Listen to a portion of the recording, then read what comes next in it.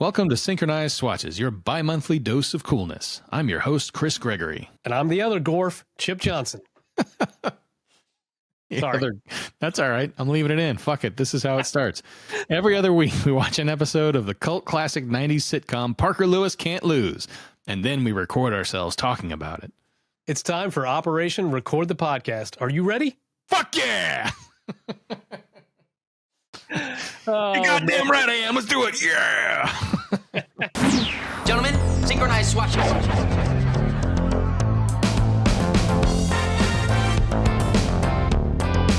Not a problem.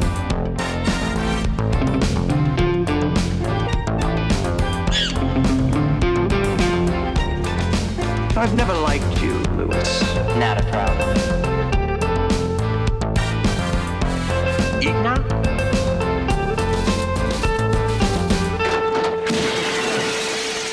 Clean out your locker. You're finished.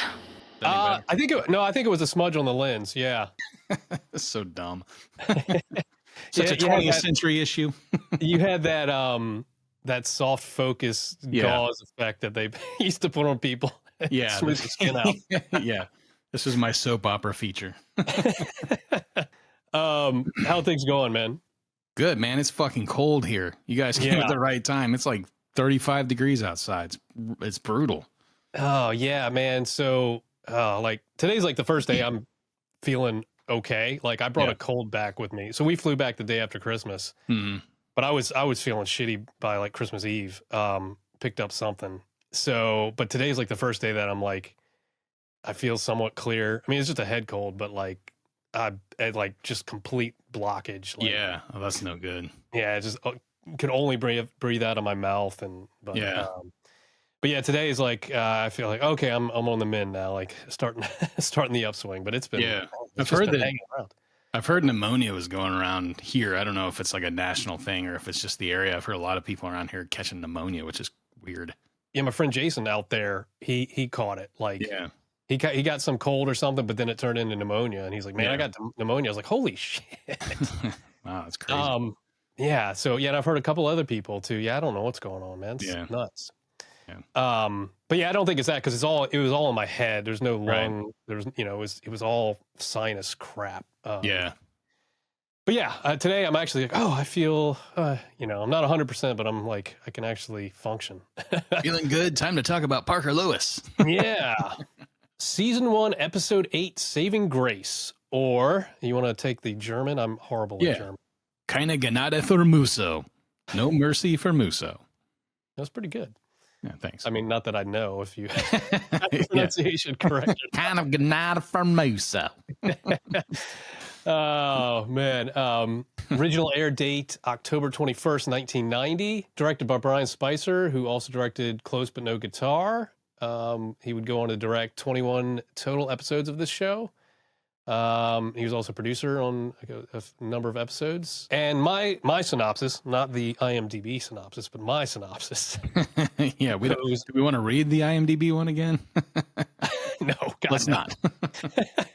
Stumble through that thing. Yeah, no, I mean mine might not be that much better, but I do have a little experience copywriting. Yeah, we'll let the listeners be the judge. Yeah, exactly. The demolition. Oh God, I've already screwed up. Wow. Great start. The demotion of Miss Musso seems a good thing at first, but it's out of the frying pan and into the fire for Parker Lewis when the new principal arrives. Dr. Pankow runs the school with an iron fist and makes life at Santo Domingo a living hell. For the sake of his school, Parker must find a way to restore his old nemesis to power. I feel like that's it's not a trope necessarily, but that's like a common story, that you see on, the enemies becoming allies briefly, before coming back, splitting up at the end. So, yeah, exactly. Definitely a trope of the 80s and 90s. Yeah, definitely. So we have our opening gag, as always. And this one's inside our microwave. A very, very grimy microwave. Yeah, that was my note too. That microwave is filthy. It's so disgusting. It's great.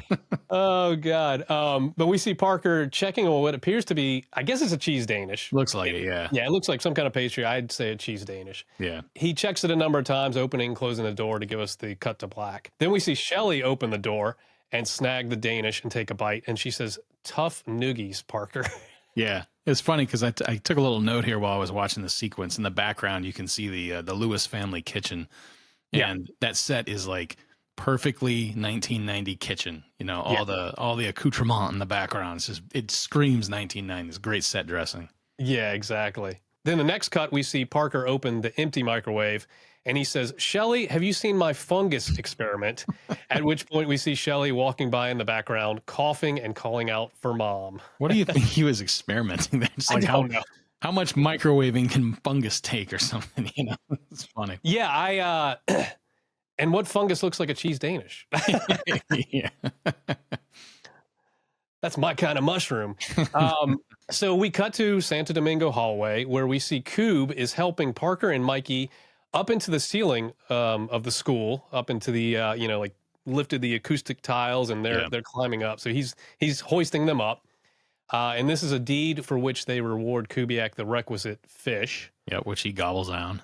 I don't know if you noticed on the wall behind him, there's a banner for the recycle dance. I don't know. Yes, I did. Actually, I did notice that. Yeah, I was thinking, like, you know, if you're giving him the benefit of the doubt of like this is later in the timeline than the previous episode, which featured that, which was also directed by Brian Spicer. Maybe they just have multiple recycle dances at at Santo Domingo. They're really into recycling there. Exactly. Recycle dance part 2. Yeah. So then we see Mikey and Parker crawling through the ductwork. Ductwork. They're on their way to break into Miss Musso's office to put back a bunch of Mikey's report cards that apparently he never got signed. Oh, okay. I guess by his parents. Yeah, I wasn't sure what was going on there. Like, I saw the giant stack of report cards, but I wasn't sure what they were doing exactly. So that makes some sense. Yeah, I guess. I mean, that's the only thing I could, because didn't we have to get them signed by our parents or something? I guess that's true. Prove that their parents saw the report card. So I guess he had a backlog of report cards that his parents never signed. I don't know. And who knows if they actually still signed them or they forged the. That would be my assumption, is he forged all their signatures. Since as far as we know, they don't even exist. We've never seen them before. So that's true. So anyways, they've got to sneak these report cards back into the files, or the file cabinet, I guess, in Miss Musso's office. Yeah. So we cut to Musso's office, where Miss Musso is actually walking out.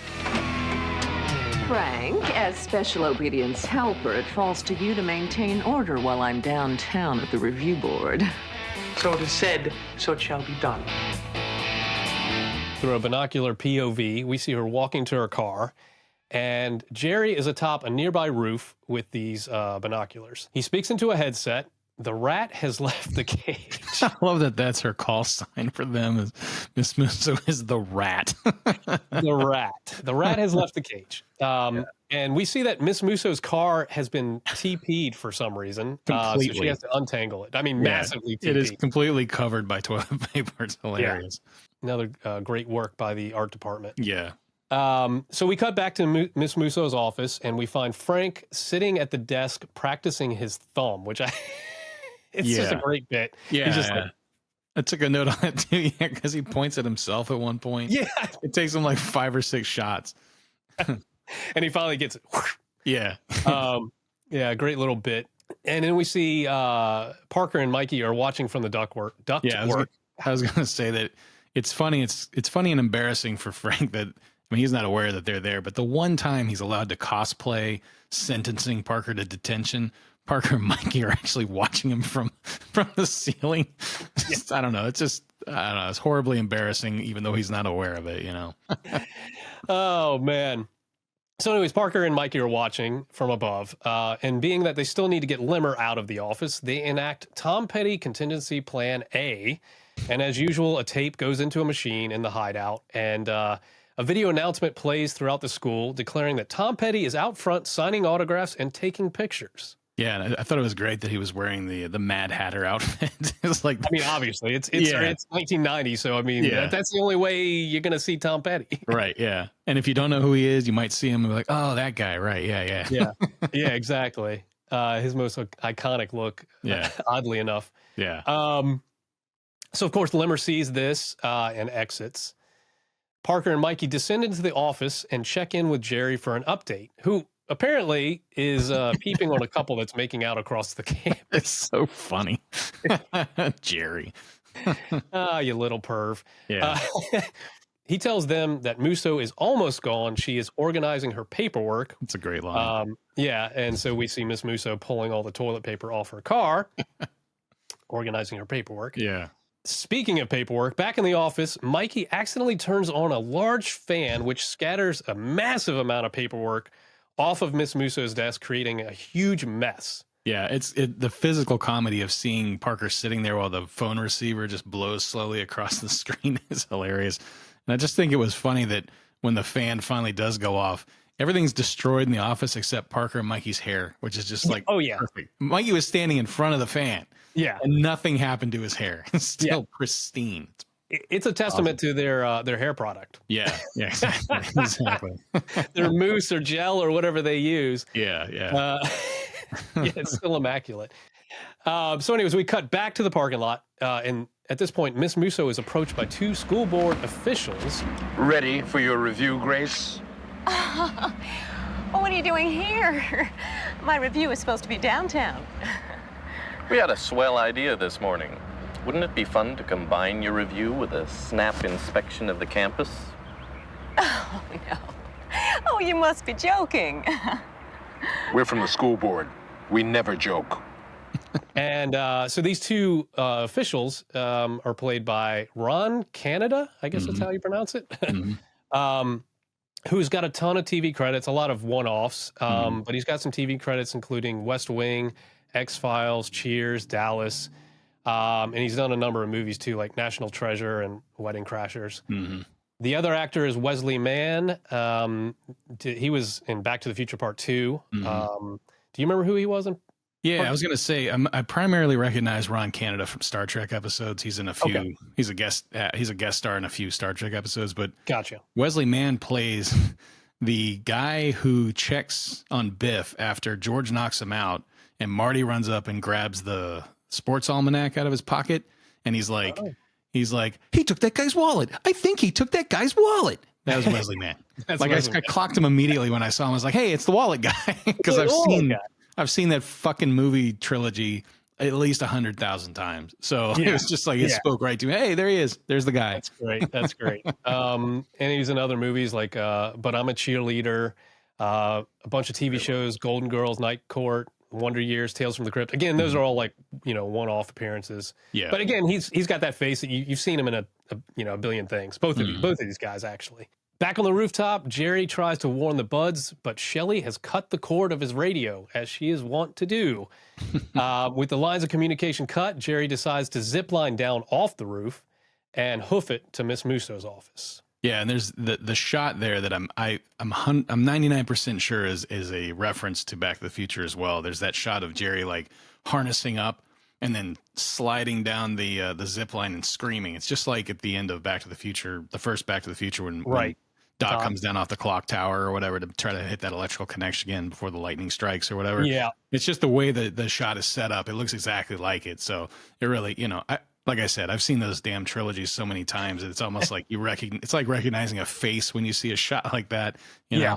But one thing I did want to say that about Ron Canada and Wesley Mann that I sort of noticed throughout this episode really, but I'm pretty sure those guys were probably cast as eye actors because those guys have epic eye acting skills. I mean, just the arched eyebrows and Wesley Mann's eyes are a little off center, in a couple spots when they zoom in on them. It's just, I'm pretty sure they were pulled in for that reason, Yeah, no, I think so too. That's a great point because you'll notice too, all the shots they're in are super wide, super close. Yeah. I mean, we're just like up in their face all the time. Yeah. So the fact that they were probably hired for those features, I'm sure that makes a great. I think that's a great point. Yeah, Ron Canada's got like the Rock eyebrow. I mean, just like this. Yeah. So anyway. But yeah, it's super wide angle lens they're using on these guys, and it's like right up in there, right up in the grill. So then we see Miss Musso and the school board guys walking through the hall. She tries to explain to them that she runs a disciplined and civilized school, but of course she is interrupted by a horde of students rushing out and chanting, "Petty, Petty, Petty." They're all heading out to meet Tom Petty. the fictional Tom Petty. Yeah, she runs an orderly school. The same person who previously admitted that she's willing to accept fist fights in the hallways, you know, and the basketball team leering at her. But the officials, they're not pleased. And we cut to Miss Musso's office, and Parker has his feet up on the desk reading a file. He asks Mikey, did you know that Mr. Loopman, I think that was his name, did you know that Mr. Loopman only has one? And we never hear what Mr. Loopman only has one of. Yeah. Because the school board guys enter with Miss Musso in tow.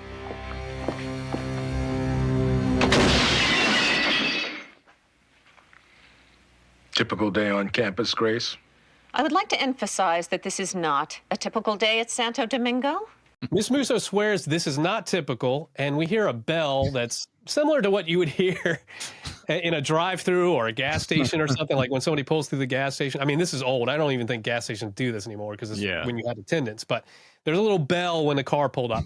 So this is probably maybe my favorite gag in the show. This is the stupidest fucking thing in this episode. It is so fucking funny. Go on, sorry. So anyways, we hear a bell, a little chime, and a teacher, as if seated in a car, but not in a car, as if seated in a car, pulls up to the broken window of the door and says, Grace, your students have stolen the monkey brains from my class and left them in the salad bar again. So he pulls away, and then Frank Limmer pulls up and tells her all about the Tom Petty fiasco. Frank pulls away, and Larry Kubiak pulls up with a full fucking car door attached. Like he's got his arm out the window. He pulls up with a car door. And of course, he orders 12 jumbo burgers and a diet soda to go.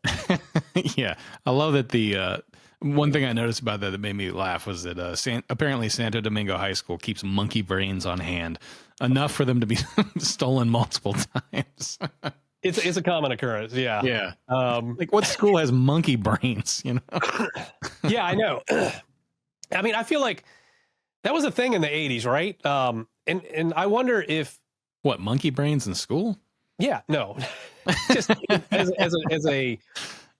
as a humor device, right? Yeah, I mean, because it was in Temple of Doom, and right. That's the only thing I remember it from. Did everybody just see Temple of Doom and be like, "Oh, monkey brains, that's funny," and we're going to use it? I just felt like there's so many monkey brains jokes in the 80s and the early 90s, right? Yeah, you're probably right. Yeah, just not actually in school. Yeah, right. Yeah, not that I know of. Yeah. And Coob hanging his arm out the door was great. You're right. But the fact that he has a door with him is just, I don't know, that cracked me up, man. Yeah. Oh man. Yeah. That was probably one of my favorite gags in this episode. Yeah, it's great. So at this point, Jerry drops down from the ceiling via some stuff he tied together, like sheets or something. Yeah. I think he's breaking out of prison. Yeah, exactly. So he tries to warn Mikey and Parker, but then he spots Miss Musso and the school board members. And he lets out his signature eek and dives into a conveniently placed locker. Yeah, because Miss Musso single locker. She's got one locker in her office now, apparently. It's great. It's two straight gags that are just the most cartoonish thing you've ever seen. Yeah, it's a great gag because it's just a random single locker there in her office. Yeah. Jerry dives in, and as soon as he dives in and slams the door, I think it's Ron Canada steps into frame, like super wide shot, and then delivers a line. I believe our review has just concluded. Grace, you're officially relieved as principal of Santo Domingo. You can't get rid of me. I'm ruthless. I'm vicious. I'm Union. I could stay here till the day I die. Allow us to suggest an alternative. And you beat the eggs, and you beat the eggs, and you beat the eggs some more. Home ec, the end of the line for disgraced principals. And we cut to Parker walking down the hallway. Students are congratulating him, slapping him on the back, shaking his hand. All seems well, but then he slams into Kubiak, who is dressed like, I'd say, the Secret Service. Yeah, he has that look. And Parker's really lucky that Kubiak didn't lift him off the ground by his hair like he did Matt Stiles at one time. Because it's the same kind of shot from the side of him slamming into his chest or whatever, Yeah. But yeah, Coob is in a suit and tie. He's got the sunglasses. He's got the earpiece. Totally like Secret Service. He tells Parker that the new principal wants to see him now. Apparently, Coob is the new principal's right-hand man. So Coob picks Parker up out of the shot. So he doesn't pick him up by the hair like Styles, but he definitely like lifts him up out of the shot. And we smash cut to Parker being plopped down into the principal's office. Welcome to Santo Domingo High, Dr. Pankow. I know who you are. I know what you do and how you do it. Because there is one like you in every school to which I go. There is? Detention for your attitude. And Dr. Pankow is played by Garrett Graham, and he's a ton of stuff. And I have to say, he gives a great performance in this. Episode. This is definitely one of my favorite episodes. I remember watching this back in the day. Yeah. And it's a fun episode. But he gives such a great performance as Dr. Pankow. Yeah, I made the note that this is perfect casting. He's cast perfectly as his character because he's another legendary eye actor, you know. Yeah. He's got very prominent eyes, you know. Yes. So he's done a ton of stuff, ton of TV shows, ton of movies, including Child's Play 2, Chud 2, Bud the Chud. He was actually Bud the Chud. And two of my favorites, Terror Vision and Shopping Mall. He's in both of those. I love both those movies. And I guess apparently he did a lot of voice work for cartoons too, like The Tick and The Critic. Oh, really? Oh, that's interesting. I didn't know that. Yeah, I didn't know that. This is another person that I'm familiar with from Star Trek. But it's funny because like when I saw him on here, I was like, oh yeah. He was in a ton of episodes, but like I went back and looked at his credit list, and he's in one episode of DS9 and one episode of Voyager, and that's the one I remember him from because he's prominent throughout that entire episode. But gotcha. But yeah, he has an enormous list of credits working in film and television and on stage, and he was in Tales from the Crypt as well. Actually, he was in an episode of that as well. Yeah. So he's in a lot of one-off stuff too. Yeah. But yeah, he's very recognizable. But yeah, I love him as Dr. Pankow. It was perfect casting. Oh yeah, for sure. Not a problem, sir. Excellent. I admire your spirit, Lewis. I look forward to breaking it. That delivery is fucking amazing. Yeah, all of his deliveries on. I mean, even when he says, when he gives him detention and he says something, whatever he says back to me, he's like, detention for your attitude. Like, God damn. and this whole speech that he's giving Parker before, as he gives him detention, like, I mean, unblinking, like just, like intense. Yeah. But yeah, I admire your spirit. I look forward to breaking it. That's a great line. I love that. So we cut to the hallway, and Pankow is walking with Parker. He explains his vision for the school: a silent and obedient student body, an honor student in every class, a delinquent in every cell. Every cell. Every cell. And we'll see why he says that in a minute. And as he's doing this, as they're doing the walk and talk, we see him cut off someone's ponytail. Yeah. And give a girl a week of detention for chewing gum. Yeah, and that shot is great too because he just stops in the middle of what he's doing and looks right at the camera and sticks his finger towards the camera. Yeah, and then we get the reverse shot where he's popping the bubble that she's blowing. Yep, and I'm pretty sure that's Tiffany Poston, the one who played the cheerleader with the buttons in episode 4. I think it is. Yeah. But yeah, that shot of him just like pointing his finger towards the camera and then popping the bubble is great. And the intensity of his performance allows him to be talking a certain way and then immediately turn and start talking to address somebody else without you quite realizing that he's for just a second that's what he's doing. He does it again in another scene, but yeah, exactly. Yeah, because he's talking to Parker and then keeps talking as he turns, and you think he's still talking to Parker, but you realize, he's completely changed his attention on some, like somebody breaking the rules. Like he's so in tune with that. Yeah. Yeah.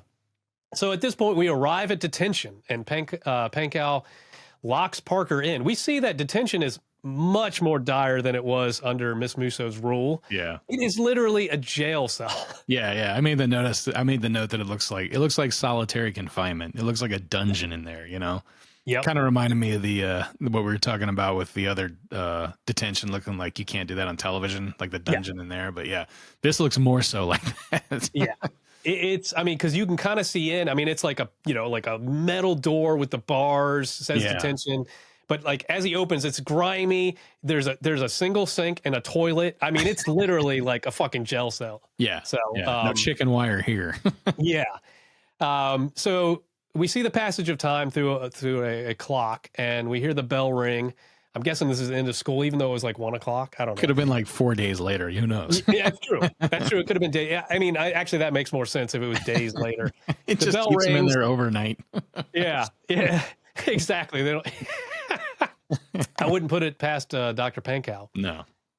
So anyways, we hear the bell ring, and finally we see Parker getting out of detention. He seems drained, and he's escorted down the hall by Mikey and Jerry. Again, it's kind of like that last episode where they're kind of helping him along because he's having trouble walking. Like he's a POW or something. Yeah. But he gets an update from the Best Buds, and as Jerry hands him a plate of cookies, freshly baked cookies.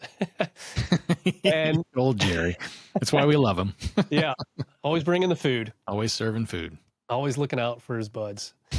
So Mikey tells Parker that things have changed. And Jerry says, total clampdown, sir, Pankow style. And we have this kind of very Orwellian montage. We see a TV screen with Pankow's face on it. Again, super wide angle, super tight on his face. Those unblinking eyes of his, you know. He is espousing his philosophy, saying things like, conformity is the natural desire of man, and the bell curve of happiness is shaped by obedience. And there's a bunch of these little maxims that he's quoting or saying. And we kind of see this superimposed, disembodied head of Pankow chanting this philosophy as we move down the hallway. We see students like slowly marching down the hallway. Their spirits are broken. There's like one guy who's got his head up against a locker. Leaning against his locker, And this whole like little sequence, I feel is a bit reminiscent of the Apple 1984 commercial. Do you remember that commercial? Yeah. After I saw your note on that, I was like, I think that's exactly the style that it's going for. Because I made the note when I was watching. I was like, I know this is a reference to something visually. And obviously, it's a reference to like you said, it's an Orwellian scene, you know, and it's Big Brother basically just saying these things while people just go about the, you know, numbly go about their lives. But I think you're right. Like that has a lot of visual referencing to that commercial, which we can, you know, I'll put on the Instagram references post or whatever that I did. Yeah, because in that commercial, there's like a big television screen, just one guy's face chanting all this stuff to these numb masses, and then of course there's the woman that's running down the hall with the sledgehammer, and she swings it and throws it and busts the TV or whatever. But I think there's this was definitely inspired by that commercial. So then the montage ends in the Best Buds hideout where Parker declares, "I never thought I'd say this in a million years, but I have to get Miss Musso her job back." And we cut to outside the campus where Parker in VO says, "It was bad enough when Miss Musso confiscated Jerry's Spoons of the World collection, but our new principal has introduced a new level of haynosity." I love that word, haynosity. Spoons of the World collection. I wonder. It's great. That's just, great Jerry world building, Yep, totally. So the Best Buds are sitting there looking dejected, and they're watching a very unenthusiastic group of cheerleaders giving a half-hearted cheer. I love this cheer. Hey, what do you say? We're all gonna die anyway. Gets me excited for football. Yep. That's my chant every morning that I wake up. God. The little window in a chip's brain there, folks. Not before we finish this podcast. Yes. No, we're going to finish it and then I'll drop dead. My job on Earth will have been completed. It's all been about this. Yes. We cross-dissolve to Dr. Pankow trimming his bonsai tree. His pronunciation, I love his pronunciation. A couple things, but he we all say, I say bonsai, and I feel like that's what I hear most people say, but I guess he says the appropriate pronunciation, bonsai. And he does it over and over in this episode. He keeps referring to it as bonsai. He hits it so well. But he's interrupted by Kubiak.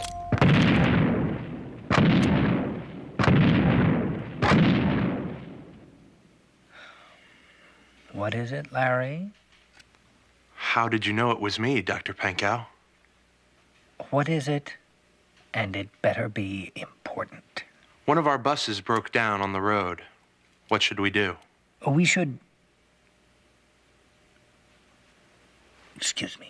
So Pankow is at a loss, and he turns to a TV monitor where he calls upon Miss Musso for advice. And again, I love his pronunciation here too, Miss Musso. Yeah, he's calling her Miss Musso. Miss Musso. Miss Musso. What is it this time? Can't you run this school without me? We have a bus problem. Call the transit yard. Ask for Phyllis. You'll have to use our emergency requisition number, BO3799. Bon appetit. Dr. Pankow has evidently been calling on her for advice a lot because she is very irritated. Yeah, and it's funny because like once she tells him what to do, he's just like bon appetit and hangs up. Exactly. Such an ass. What a jerk. So at that point, we cut to the Best Buds hideout, and Parker and the guys have been watching all this go down because, of course, they're monitoring the whole school. Sure, right, yeah. And they realize that Pankow is completely useless. He can't do anything without Miss Musso. Miss Musso. And we cut to the Buds walking down the hallway where Jerry suggests that maybe they give the new principal a little time. It's weird. Because Jerry's always given the benefit of the doubt to people. Sure, yeah. He's a good guy. Yeah. But then we see Pankow overseeing students going through a metal detector, which this is a point in time when metal detectors in school weren't really a thing. Yeah. Now I guess they're commonplace, unfortunately. Yeah, I guess that's critical to kind of stress there is that seeing metal detectors in the school would have been a very unusual thing in 1990. Exactly. Yeah. So Pankow is there with Kubiak. They're overseeing students as they pass through a metal detector. And one student hands over a Walkman that had set off the metal detector.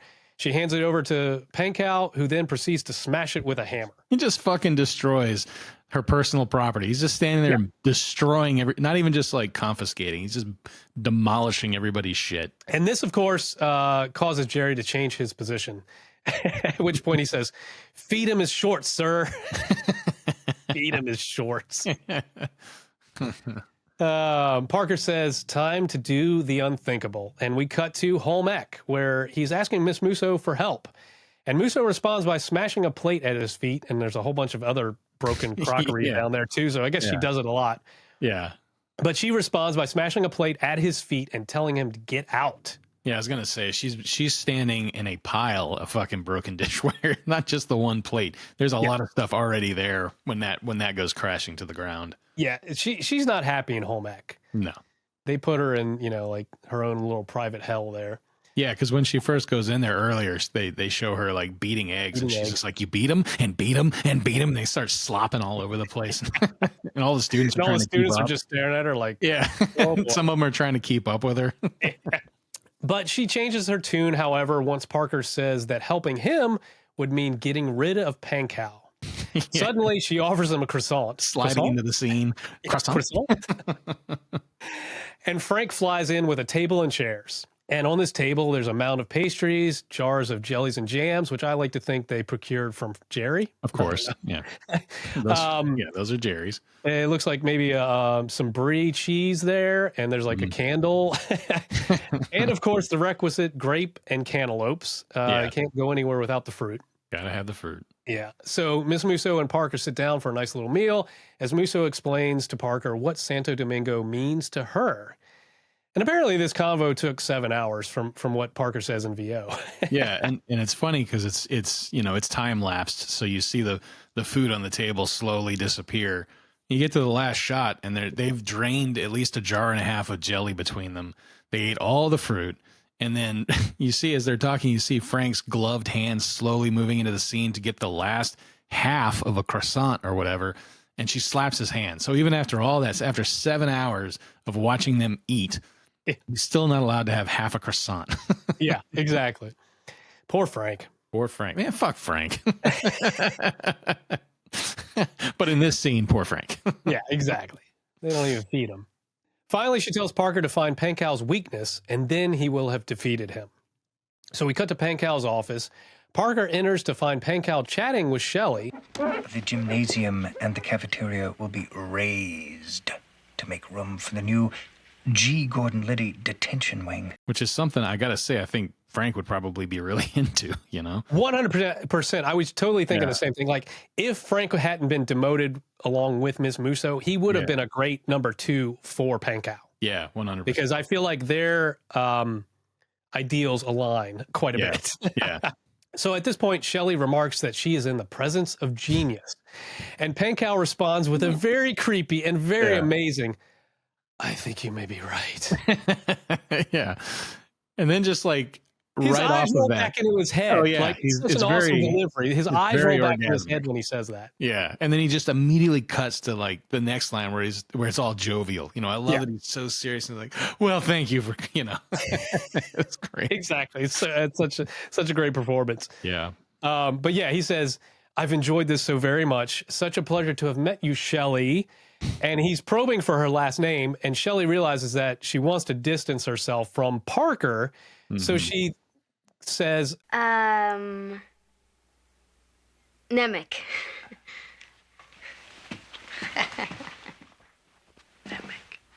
Which we have a nice little meta moment here, because she exits past Parker, Corin Nemec, who then mouths the words, Nemec. Yeah, it's very funny. Pankow tells Parker to have a seat, and he begins to prune his bonsai. He explains to Parker that the bonsai represents the need for order. Train it, and it responds. Pankow says Parker, too, will respond once he has been trained.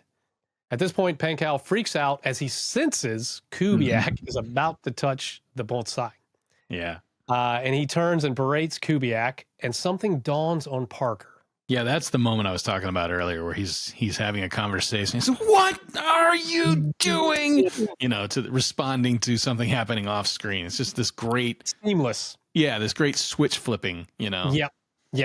That's exactly right. And Kara Graham does an awesome job in this episode, man. He does. So as he's berating Kubiak, something dawns on Parker, and we have an angle on Parker, and the music swells, and Parker turns to see an image of Miss Musso off in the corner in a very Obi-Wan type moment.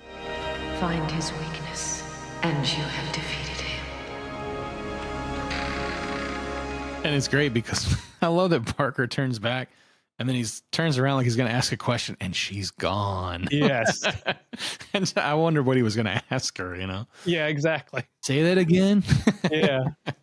So Parker realizes Pankow is a control freak, and we cut to the hideout, and we get a little sequence here where Parker and the Best Buds have rigged up the lockers in a stretch of the hallway, to open via a remote control. I guess this is just a beefed up version of his personal locker remote. Yeah.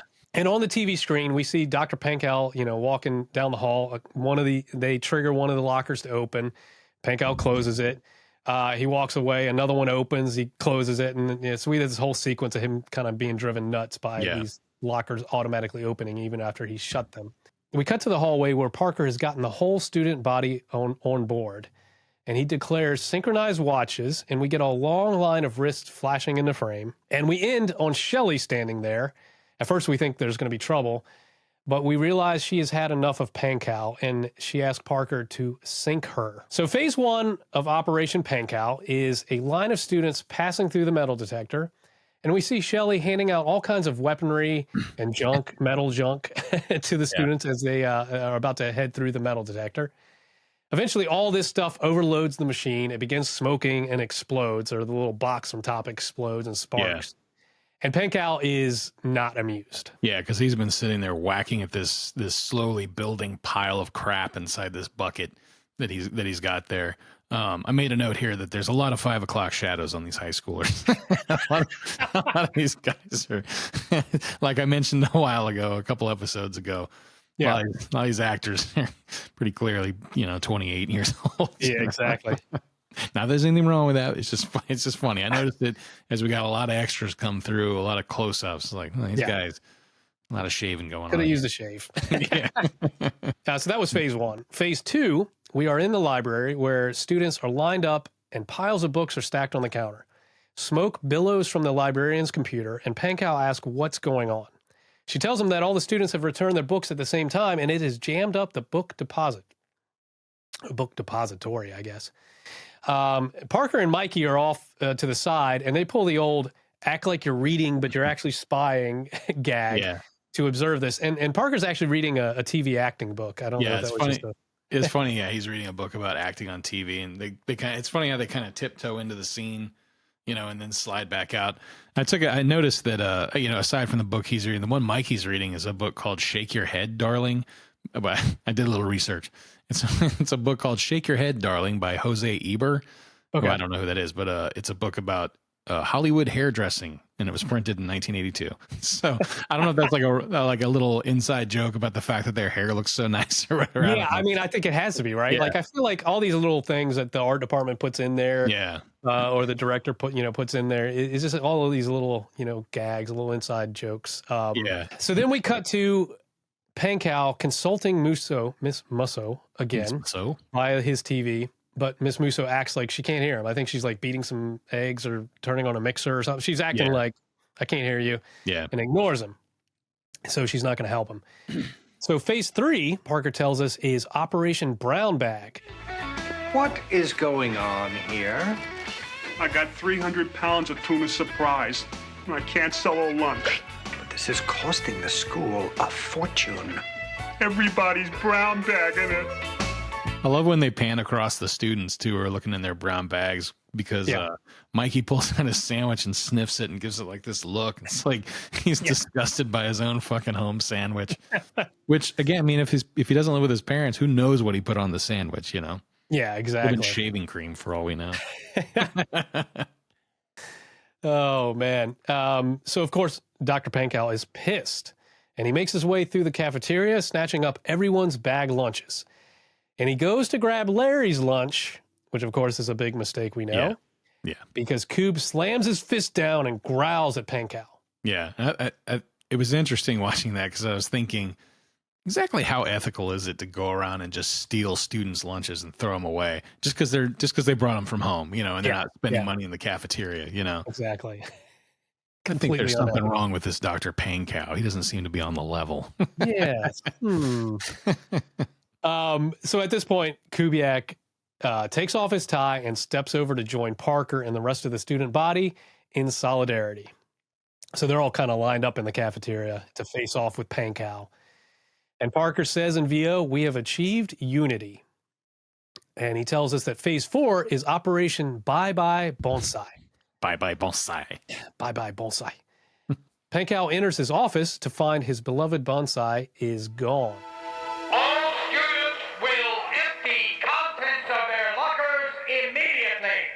I had pegged Pankow as a guy who took his gardening seriously. He wasn't disappointing me. Emergency! Empty those lockers quickly! Dr. Pankow, what is going on? I am trying to teach a class in there. Get your priorities straight, mister. There's a plant missing. That's a great line delivery as well. There's a plant missing. He continues to yell at the students as he turns around, but he is stopped short as he comes face to face with the 2 school board guys from earlier. And again, we're right up in their face. Like he turns with the megaphone, and almost hits, you know, Ron Canada in the face with it. So of course the school board guys are not happy. Dr. Pankow takes them to his office to prove that the students have stolen his bonsai. Much to Pankow's dismay, though, the bonsai is actually sitting right there on his desk, like it never left. So the board members tell Pankow, "Well, I think this completes our review." We cut to the hallway. Parker and the Buds watch as students are putting up flyers, redecorating the school, essentially returning it to normal before Pankow arrived. Mm-hmm. And the school board guys show up, and one says to the other, "Where to now?" Mikey chimes in with, "Why don't you try Hull High? I hear they got some serious choreography problems." And I looked this up, Hull High. Yeah. Apparently this is a stab at some short-lived NBC musical or something. Yeah. It was anything about Hull High? Yeah, I looked up a little bit about it too. I mean, I think I'd heard the name before, but yeah, it was a sitcom that was on at the same, or a dramedy, I guess, that was on at the same time. But it was it took place in high school, and it only lasted about 6 episodes. But it was compared to Cop Rock in the thing that I was reading, insofar as like this one had like a rapping Greek chorus that would comment on the episode's plot throughout, you know. Yeah, so there was a lot of musical aspects and dance performances, which is what the reference to choreography was. But yeah, one interesting thing I found about it, though, is that Brian Spicer actually directed an episode of that as well. Oh, that's funny. Yeah. So maybe that was if he directed maybe if Whole High had come before, maybe Spicer was the one that put that joke in. I don't know. Yeah, I don't know. Yeah, that show only lasted till the end of 1990. I mean, it was only 6 episodes aired. Yeah, super short. Yeah. I know what you guys are thinking, but she's not going to take her old job back. Musso? I knew you guys were ahead of me, but you fellas really insulted her. It's going to take some doing to get her back in this office. Tell you what, I'm just guessing here, but I think that you can fill the position and avoid a lawsuit. You know, the wrongfully dismissed kind, with a healthy salary bump. So Parker then convinces the board members to give Miss Musso her job back, and Pankow steps into frame behind the board members, and he asks why they chose today of all days to show up. And in VO, we find out that Parker made a mysterious call to the school board. The board members haul Pankow away. Yeah, it looks like he's being arrested. I mean, they haul him away. They drag him out of there like he's under arrest. It's like, you guys are school board members, you're not the fucking cops, you know. Exactly. They're overstepping their bounds a little bit. But so as they haul Pankow away, we hear Shelley talking to Miss Musso, and she's handing Miss Musso a tape. Miss Musso reads the label on the tape, Tom Petty Contingency Plan A. And she gives the buds the thumb.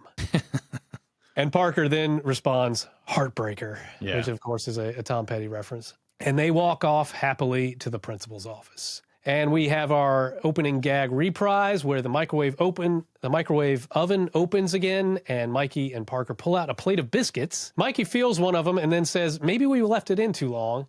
Parker dumps them on the floor, at which point they bounce back into frame with crazy, spring sound effects, cartoony spring sound effects. And he says, rubber biscuits, Mikey. And the two are very pleased, and Parker suggests they try the cantaloupe. And they throw a cantaloupe in the microwave and shut the door as we cut to black. I love that the exit gag on this one was just a joke about shitty microwave food. It's basically like there has nothing to do with anything except that it's just funny that if you put buns in the oven in the microwave for too long, they can turn bouncy. Yeah, exactly. They turn to rubber. Yeah. Who knows what it'll do to a cantaloupe? Yeah. Well, we may never know. Yeah. That's probably why the microwave's so fucking dirty. Yeah. It's always blowing shit up in there. Oh, man, this is a great episode. This is definitely, I've said it before, but I'll say it again. This is one of my favorites, especially of the ones we've done so far for the podcast. This great episode, great performance by Garrett Graham. And this is the first introduction to Dr. Pankow, which he comes back a few times. Oh, okay. In future episodes, I know. Just overall, just great, funny. Like it just moved, there's no lulls. Great episode. Yeah, excellent performances throughout, including the guest cast. Yes. It definitely feels like, this is one of the more cartoony ones, and it's one of the things I liked about this show is just how meta cartoonish it is. This is one of the first ones that really feels like that. And it's nice to maybe it's. I know that I think we've had a returning director before, but maybe it's having a returning director or something. It just feels more at ease and more. It feels like they're getting comfortable with what they're doing, with their characters, and the fact that they used the entire cast, I guess, except the, Parker's parents or whatever, but the entire cast plays a role in it. And then, introducing those other, the guest actors, it was, this was quite enjoyable. I really like this one. This is the Parker Lewis that we remember. Yeah. Yeah, there's not much more to say. Do we want to read the synopsis for the... Sure. Parker constantly takes advantage of situations where he or his buddies can benefit. When Frank Lemmer finds himself stuck between a rock and a hard place, he turns to Parker. As Musso is trying to hook Lemmer up with her unsuitable, in Frank's opinion, niece, Lemmer cuts a deal with Parker to find him a more suitable date. As Jerry needs help for an upcoming test that Lemmer can help with, the deal seems simple enough. Naturally, this simple task for Parker hits a series of snags, and Parker only worsens the situation. That one wasn't too bad. Maybe they're hitting their stride too. Maybe Anonymous here is hitting their stride as well. Yeah, Anonymous. It's all the same person. Yeah. So that is, episode 9 next time. Musso and Frank. There's a dead man.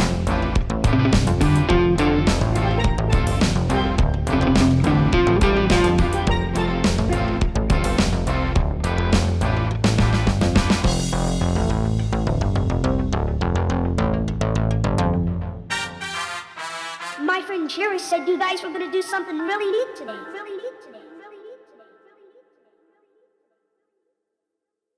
I think you may be right.